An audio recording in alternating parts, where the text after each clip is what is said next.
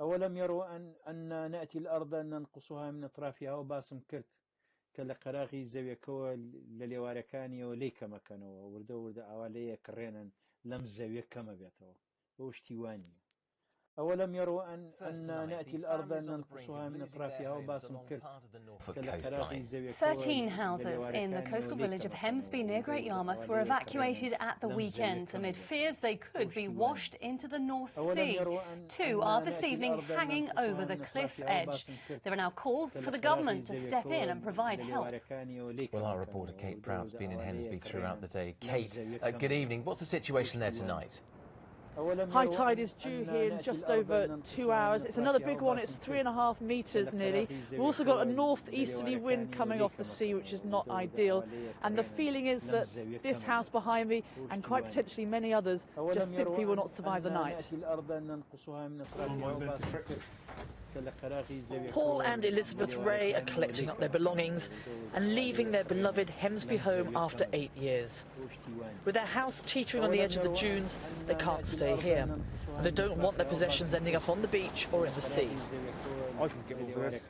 You know, you've got to. I mean, so I've got to take another step along the line, and I'm not the only one here. There's 10 of my neighbours in the same position as me, so we've got to get this pulled together.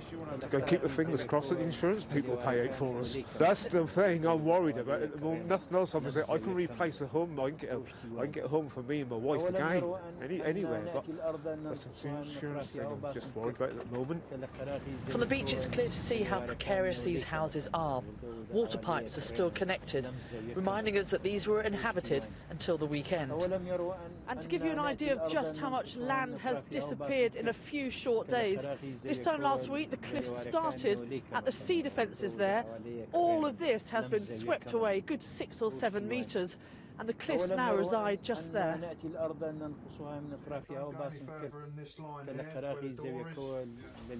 Crews from the Hemsby lifeboat have been working around the clock to evacuate 11 of the 13 houses here and keep the area as safe as possible. We're hoping the government would now look at this and get some sort of sea defence through here. You know, if it keeps on like this, you then got another road behind this. We're going to then have more risk to life as well. A coastal review of Hemsby is due soon. The question of effective sea defences is one that many will be asking. I think now there's going to be an assessment as to how effective they've been and whether we need to do a little bit more. The gambons that are down there at the moment cost over £470,000. This council doesn't have that kind of money to spend, so we need national help with that. I think that nationally we have to decide whether we want to save Hemsby coastline or not, and if they don't, then they need to tell us and we need to put an action plan in to deal with it. Paul and Elizabeth are staying with family and now wait for the inevitable time when the sea claims their home. Kate, back to you. And unfortunately, this is all too familiar for Hemsby, isn't it? Well, you probably remember the tidal surge of 2013. Well, Hemsby was one of the worst affected villages. Who can forget those images of yet more houses, yet more people's homes falling into the sea? Another tragic day for the village. I was here yesterday and I got chatting to the guy who built this house behind me in the 1960s as a holiday home. And he said that back then the sea was good 300, 400 yards away from the house, and he had no idea that this day would happen, but sadly it looks like it might. Now, with all crises, it really draws people together. In Hemsby, volunteers from the lifeboat, from the Coast Guard have been working around the clock, barely sleeping. People have been offering hot meals and shelter for those who've been evacuated, and it really does bring out the best in people. There's a saying in Hemsby that a cliff fall like this is a once-in-a-lifetime occurrence. It's happened here twice now in just 4 years. Indeed, Kate, thank you very much.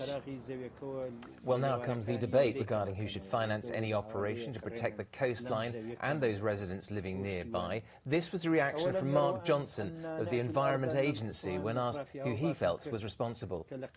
In terms of who is responsible as the operating authority, Great Yarmouth Borough Council is the operating authority for this particular stretch of coastline, we work really closely with the local authority, and it is our role in a more strategic context to allocate funds where we are able to.